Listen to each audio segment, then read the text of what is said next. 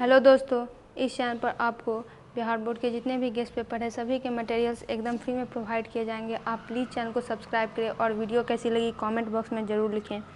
आज हम क्लास 12 के हिंदी व्याकरण का दूसरा चैप्टर करने वाले हैं। ये है चैप्टर शब्द वाक्य, यानी इसमें शब्द से भी क्वेश्चन है, वाक्य से भी क्वेश्चन है। पूछा जा रहा है कि बनावट के आधार पर शब्द के कितने भेद होते हैं। तो बनावट के आधार पर शब्द के 3 भेद होते हैं। मौसम शब्द क्या है? यहाँ पे ऑप्शन है तत्सम, तद्भव, देशज, विशेषज। तो देखिए दोस्तों, मौसम जो है वो एक विदेशज शब्द है। यहाँ पे विदेशज शब्द का मतलब है कि भारत पर जो है बहुत सारे लोग आए और बहुत सारे लोगों ने शासन किया। तो जैसे जैसे वो यहाँ पे आए तो उनकी लैंग्वेज जो है वो यहाँ से मिलती गई और ऐसे ही करके उनकी भी लैंग्वेज यहाँ पे आम बोलचाल की भाषा में धड़ल्ले से यूज होती है। जिससे किसी बात के ना होने का बोध हो उसे क्या कहते हैं? तो उसे कहते हैं निषेधवाचक वाक्य, यानी ऐसे वाक्य जिससे पता चले कि कोई काम ना हो रहा है। फाल्गुन शब्द क्या है? तो फाल्गुन शब्द तत्सम शब्द है।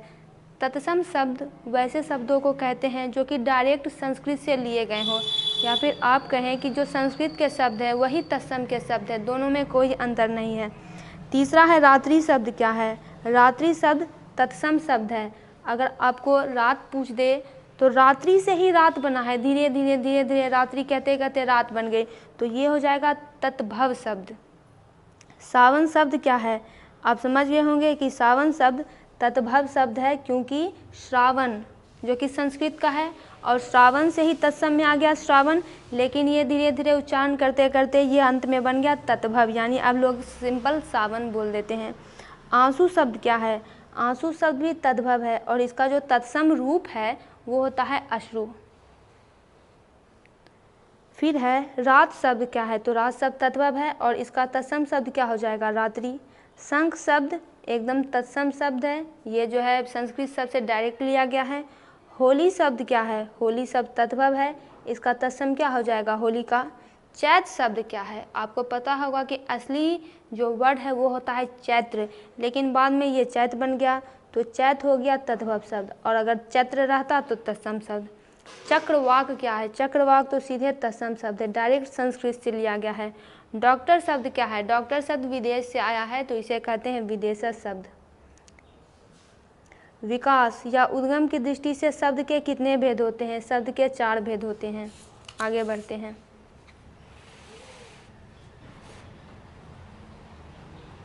आगे है कि व्युत्पत्ति की दृष्टि से शब्द के कितने भेद होते हैं? 3 भेद होते हैं, रूढ़, यौगिक, योग रूढ़। रूपांतर की दृष्टि से शब्द के कितने भेद होते हैं? 2 भेद होते हैं। अर्थ की दृष्टि से शब्द के कितने प्रकार होते हैं? 3 प्रकार होते हैं। आदमी शब्द क्या है? तो आदमी शब्द फारसी शब्द से आया है, क्योंकि यहाँ के भी लोग इस धरती पर आए थे तो उनकी जो भाषा थी वो भी यहीं से मिली जुली और उनकी भाषा का भी लोग आज इस्तेमाल करते हैं। रचना के आधार पर वाक्य के कितने भेद होते हैं? तो 3 भेद होते हैं। मैं देखता हूँ कौन सा वाक्य? अब देखिए ये वाक्य आ गया, तो ऐसे वाक्य जिसमें एक उद्देश्य रहता है। उद्देश्य यहाँ पे क्या है? तो मैं है, यानी एक सब्जेक्ट रहेगा और एक ही विधेय रहेगा, जो कि उद्देश्य के बारे में बताता है, उसे विधेय कहते हैं। जैसे मैं उद्देश्य है, तो उद्देश्य के बारे में ये बता रहा है कि देखता हूँ, यानी उद्देश्य देख रहा है, यानी ये विधेय है। एक ही उद्देश्य है, एक ही विधेय है, ऐसे वाक्यों को कहते हैं सरल वाक्य। दूसरा है सुबह हुई इसलिए पक्षी चहक उठे। ये कौन सा वाक्य है? तो यहाँ पे देखिए, इस वाक्य को देखिए, सुबह हुई, ये कोई इंडिपेंडेंट वाक्य नहीं है, अपने आप में स्वतंत्र ये है नहीं। इसका दूसरा उपवाक्य देखिए, ये सारे उपवाक्य हैं। अब इसलिए पक्षी चहक उठे, अगर आप डायरेक्ट इसका मीनिंग निकालें, इसलिए पक्षी चहक उठे, तो इसका भी कोई मीनिंग नहीं है, यानी ये प्रधान वाक्य है। सुबह हुई इसलिए पक्षी चहक उठे। पक्षी क्यों चहक उठे? क्योंकि सुबह हुई, तो ये पूरा वाक्य इस पर डिपेंडेंट है। जब भी कभी ऐसी कंडीशन आ जाती है तो ये बन जाता है मिश्र वाक्य। तीसरा है कि अकाल पड़ेगा और लोग मरेंगे वाक्य है। तो इसमें देखिए, एक उपवाक्य है अकाल पड़ेगा, ये अपना स्वतंत्र है। दूसरा है लोग मरेंगे, ये भी अपने में स्वतंत्र है। ये उपवाक्य इस पर कहीं से डिपेंडेंट नहीं है और इसको और से जोड़ा गया है। जब भी दो इंडिपेंडेंट उपवाक्य आपको मिले और उसे और से जोड़ा जाए या फिर कुछ और भी शब्द होते हैं जैसे कि पर, किंतु, परंतु, अथवा, तो ऐसे कंडीशन में ये हो जाता है संयुक्त वाक्य। तीसरा है वाक्य के आवश्यक अंग कौन कौन से हैं, तो 2 होते हैं। एक होता है उद्देश्य और दूसरा होता है विधेय। अर्थ के आधार पर वाक्य के कितने भाग होते हैं, तो 8 भाग होते हैं, जिसमें निषेधवाचक, प्रश्नवाचक वाक्य आदि वाक्य इसके एग्जाम्पल हैं। वह घर नहीं जाएगा कौन सा वाक्य है, तो जब भी किसी वाक्य से कोई काम ना होने का बोध होता है तो उसे निषेधवाचक वाक्य के दृष्टि में हम लोग रखते हैं। वह घर नहीं जा रहा है यानी वो काम नहीं करेगा, तो निषेधवाचक। 1 गिलास पानी लाओ, जब भी हम ऑर्डर देते हैं, आज्ञा देते हैं किसी को किसी काम के करने के लिए, तो वो आ जाता है आज्ञावाचक वाक्य में। बहुत ईजी वाक्य के एग्जाम्पल हैं, वाक्य के भेद हैं। आपको क्या चाहिए, यानी क्वेश्चन पूछा जा रहा है कि आपको क्या चाहिए, तो सीधे प्रश्नवाचक।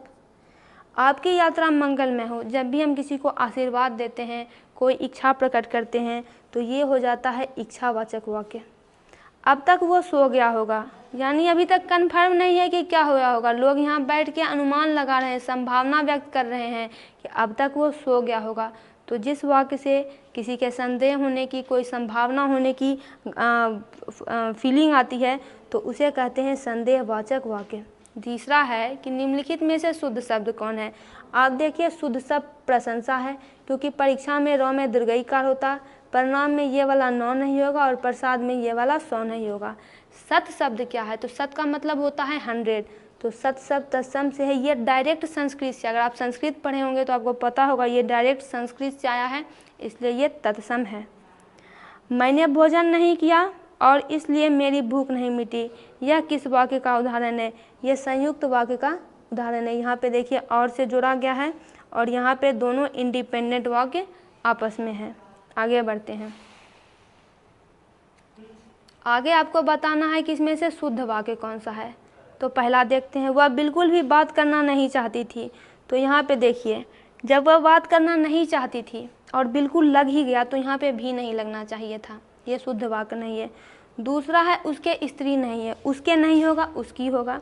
उसके बेटी नहीं है, तो उसके नहीं होगा उसकी होगा। तो चौथा वाक्य पे हम ध्यान देंगे कि यह बात करने में, कहने में किसी को संकोच नहीं होगा, ये सही है। पगड़ी शब्द क्या है, पगड़ी शब्द तो देशज शब्द है। जिन शब्दों के खंड सार्थक ना हो उसे हम रूढ़ कहते हैं, ये शब्द के भेद हैं। सैया शब्द तत्सम है, डायरेक्ट संस्कृत से आया है। अग्नि का तद्भव रूप क्या है, देखिए आपको तत्सम तद्भव बनाने के लिए भी आ सकता है। अग्नि शब्द संस्कृत से डायरेक्ट आया है, तो ये तत्सम है और तद्भव रूप इसका जो यूज करते हैं वो है आग। जब कोई शब्द वाक्य में पिरो दिए जाते हैं, यानी उनका वाक्य में यूज किया जाता है, तब वो क्या कहलाते हैं, तब वो पद कहलाते हैं। भिक्षा शब्द क्या है, डायरेक्ट ये संस्कृत से आया है, तो ये हो गया तत्सम शब्द। उसने उस पुस्तकालय को खरीदा जो उसके मित्र का था, किस वाक्य का उदाहरण है। देखिए दोस्तों, यहाँ पे उसने उस पुस्तकालय को खरीदा, ये है प्रधान वाक्य, प्रधान उपवाक्य। जो उसके मित्र का था, यहाँ पे अगर जो उसके मित्र का था, ये पूरी तरह से इस पर निर्भर है। और जब भी कभी वाक्य में आपको बीच में जोड़ने वाला मिल जाए, जैसे कि जो, की, जिसकी, तो ऐसे में वो डायरेक्ट मिश्र वाक्य बन जाता है। ये कुछ फॉर्मूले हैं जिसे आप याद रखेंगे तो एग्ज़ाम में आपका आराम से क्वेश्चन बनेगा।